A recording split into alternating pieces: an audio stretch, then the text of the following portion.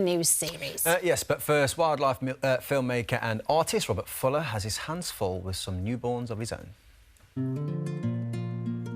I've always been fascinated by the natural world, and I've spent the last 30 years documenting the comings and goings of the wildlife around me.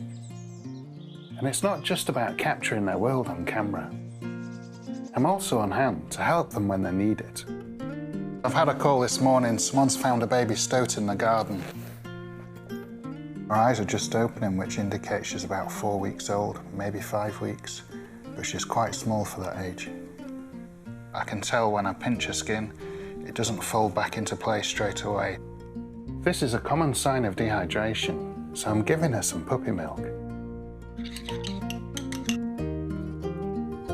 She needs to be fed by syringe 10 times a day. It's a gradual process. Too much milk too quickly can flood her lungs.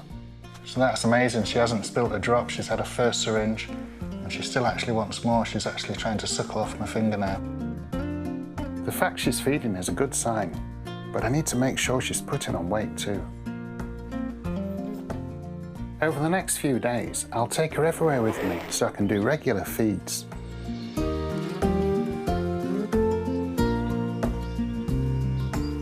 So this is a really tricky job, syringe feeding this little stoat, while keeping an eye on all these cameras, waiting for the kingfisher to come. A week later, her fur has thickened and her eyes are fully open. So this little stoat kit is really doing well, and it's going to be ready for its next stage now, which is going into a bigger enclosure. Just as she's getting settled, I've had another rescued stoat come in. Kits can sometimes be lost as the mother moves them between nests.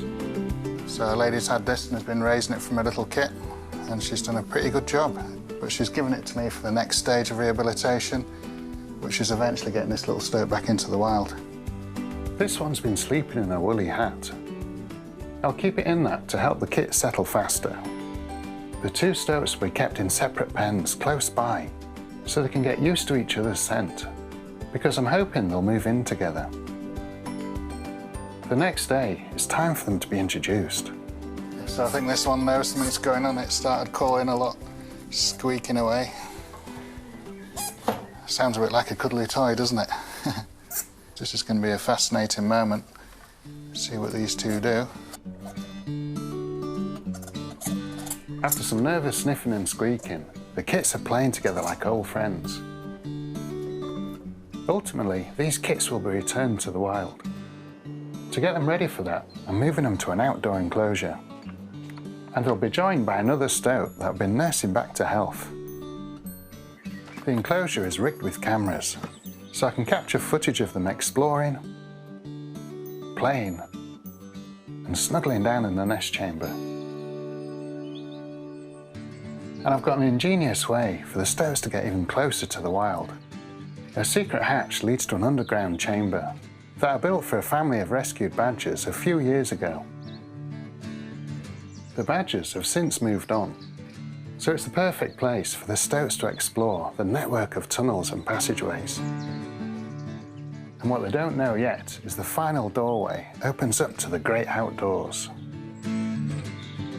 So today's a really exciting day. I'm going to open up the grills here and let these stoats out. So all I've got to do now is to pop another camera here so I can see their first ventures out into the wild. After 3 months in my care, they're ready for their next adventure.